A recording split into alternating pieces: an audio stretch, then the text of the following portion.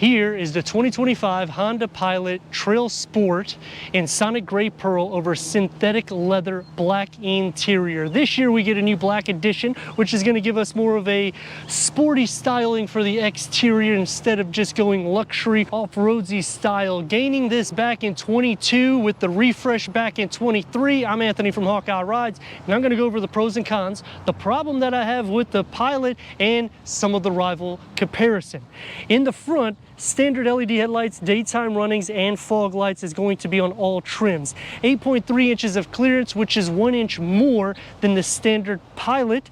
And the grille configuration will get the gloss black with the TrailSport badging, and it will integrate into the headlamp assembly. And in the lower pocket, you'll get a touch of the gloss black as well.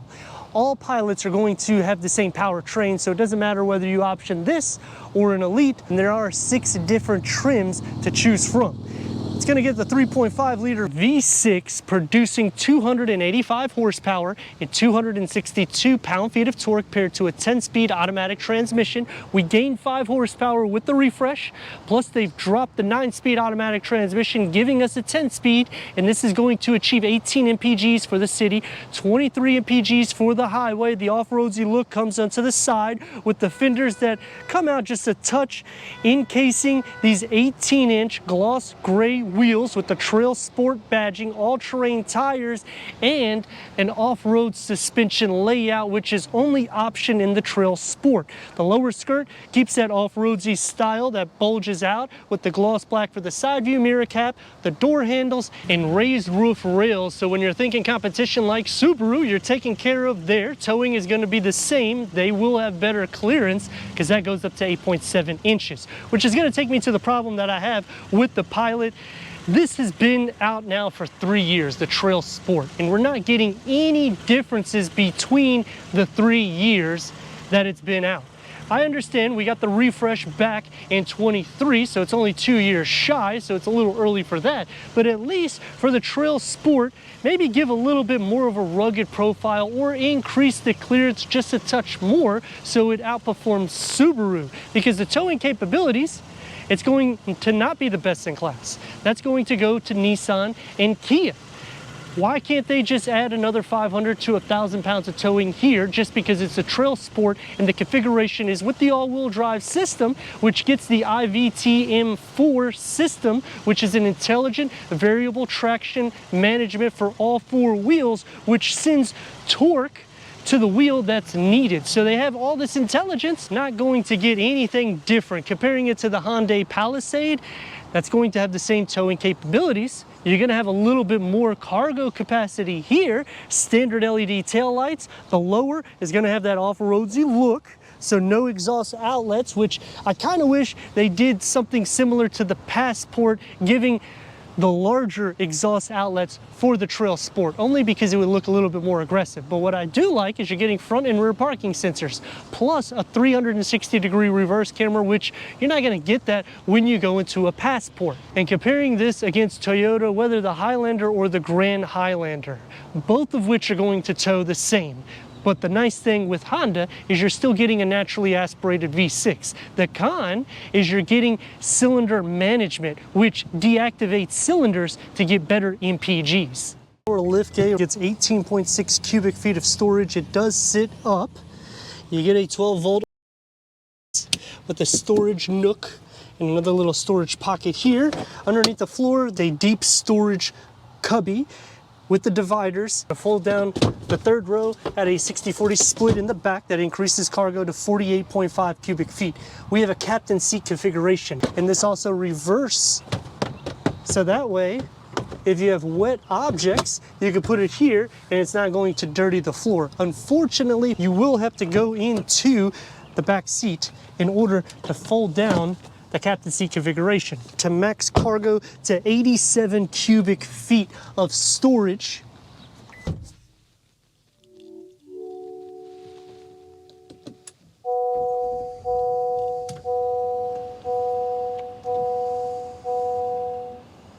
Ten-way power seat adjustment, Syntec leatherette seats, heated front seats with the TrailSport badge, orange contrast stitch throughout, memory for the driver. Headroom. And leg room. You're going to have a ton of space for this off-roadsy design vehicle with the contrast orange stitch that carries on into the dashboard. We get the storage pocket, gloss black for the side air vents. You cannot option the Bose upgraded sound system or a heads-up display, but you do have right here where you push this button, and you get the 360-degree reverse camera that shows trajectory. And when we put it into reverse, you can see it for the front and the rear as well, and you can change it. Standard is a 7-inch infotainment screen. I like that we got physical buttons and knobs for the infotainment. Navigation, you do have to go up to the Touring Edition. We have Honda Link, that's going to be standard on all trims, as well as Cabin Talk.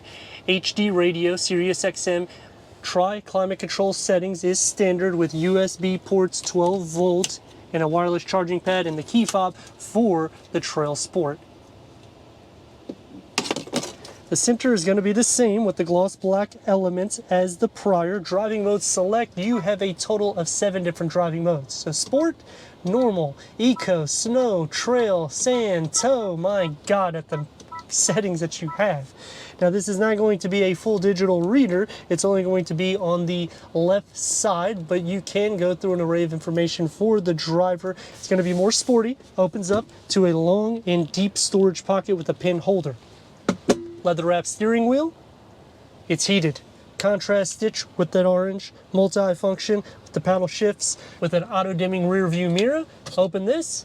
You got the sunshade, sunglass holder, and you have the mirror so you can see behind you with a long panel moon roof. The door panel and dash configured together. You're going to have the gloss black elements and the satin aluminum. It's going to be more sporty with the orange stitchwork, one touch up and down for the windows, and 2 tiers of storage. For the second row, headroom and leg room. You can also adjust these captain seats forward, which I wouldn't do so that much, but I would say maybe about here so somebody can fit in the back. You can also recline these, which is not too bad for comfort, and this will adjust. Storage behind both of the front seats. Third climate control setting. USB home plug.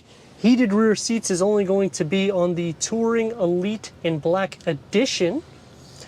And on the door, we're going to get the manual sunshades with the same configuration for the door as the front, so storage is going to be more than enough for the trail. To go to the third row, push the button, the captain seats will adjust forward, and that's the space that you have to fit 3 more occupants in the back.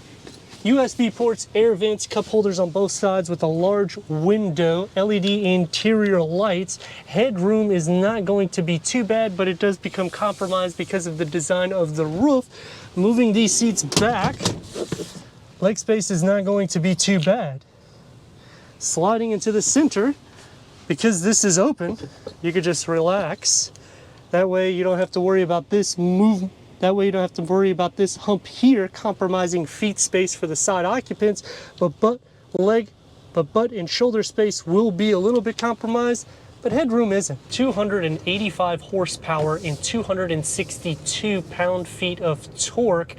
Clearance is gained 1 inch, but no increase in towing capabilities and payload. We do get captain seat configuration, but we don't get navigation. We don't get a heads-up display. We do get the Honda Link standard, but we can't even configure the Bose sound system.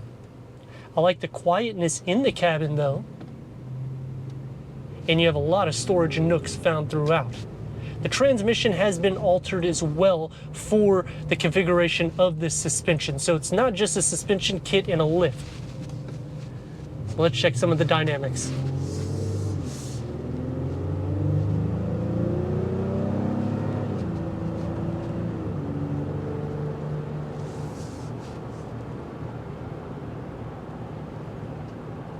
Even with the increased clearance, the sound deadening is still good. You will hear a little bit more of the road noise filtering in when you go to the TrailSport opposed to other tiers, but you will have to option up to at least a Touring to get pretty much everything acoustic. So if you're looking underneath this trim, it's going to be about the same for the sound. comfort is good. The seats are going to be a little bit more firm here than the leather seats, but it is also derived because it's more of that off-roadsy vibe. That's going to take me to some pros and cons, starting off with the pros. If you're looking for the off-roadsy look, Honda nailed it, plus increasing the clearance. It's not going to be as good as the Ascent, but it's still smooth. Maneuverability isn't an issue. It does feel long and wide, but you have a sufficient amount of power underneath the hood. When you are hard braking, sometimes you can feel the gears changing a little bit more rigid, which is a con for me. I would like it to be a little bit more smooth because this is the second gen for the 10-speed automatic transmission. I like the dashboard layout and how many storage nooks you have throughout the Pilot and the captain seat configuration.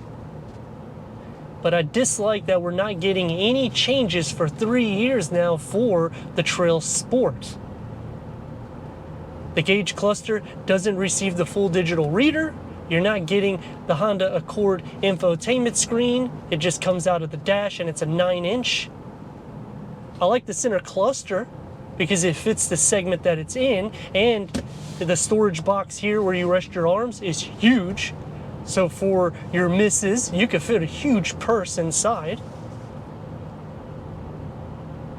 Kind of wish that you can upgrade to the Bose sound system in this tier. I can understand for not getting the heads-up display, but we're getting the 360-degree reverse camera, so that's definitely a plus. Going against rivals, the Hyundai Palisade is going to have a lot more buttons. This is a lot more cleaned up. There's a little bit more configuration. The price does escalate kind of high when you start going into the Palisade, in the high 60s, depending on the tier, especially when you're going into the calligraphy. As for Toyota, they now have the Highlander and Grand Highlander. The major difference between the two is leg space for the third row. Here you're getting a naturally aspirated V6. There you're getting a turbocharged or a hybrid powertrain.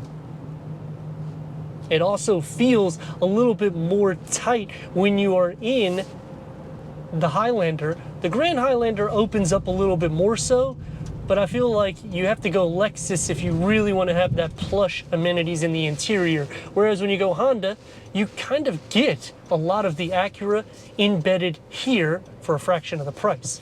Turn radius at more or less a stop point is going to receive about 2 and apart, maybe 3 lanes. Let's rock and roll.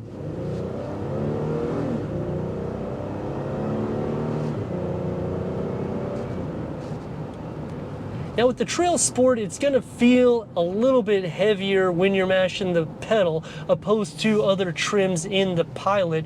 As for braking, it's about the same. In turn radius purposes, it's a little bit longer as well. But a pro when you go to the TrailSport is you're getting the standard captain seats. It's the only configuration that you can get it in. But then on the con, if you're wanting the bench because you want this off-roadsy look and the lifted suspension with the tweaked transmission, you're not going to receive that, which when you go into the other trims, the top 3 trims, you can put that seat in the back. It's a removable center seat, so you can kind of configure it as captain seats, but you will be paying a little bit more money. But in the same token, you're also receiving more amenities in the interior. But that takes me to a con, because you can't configure the vehicle the way you like it with features. You have to go up to different trim levels, in which if I want the navigation, if I want the heads-up display, the Bose sound system, the bench configuration, I can't do that on the TrailSport. And comparing this against Mazda, it's going to be tight for the third row. This is going to have a little bit more capabilities on and off pavement, but it leads me to the problem with the TrailSport. It doesn't really conquer off-road capabilities as it should. Yes, we get a skid plate, but you can't do a rock crawl with this. There's no way. We don't even have beadlock wheel for an option. And the setup probably wouldn't be able to handle it to begin with. But let me know your thoughts in the comments, and if you're new to the channel, consider subscribing. Check out the next video, merchandise, website, and Instagram. Leave a comment and a like. And I'd like to thank Ocean Honda for giving us this 2025 Honda Pilot TrailSport for our car review.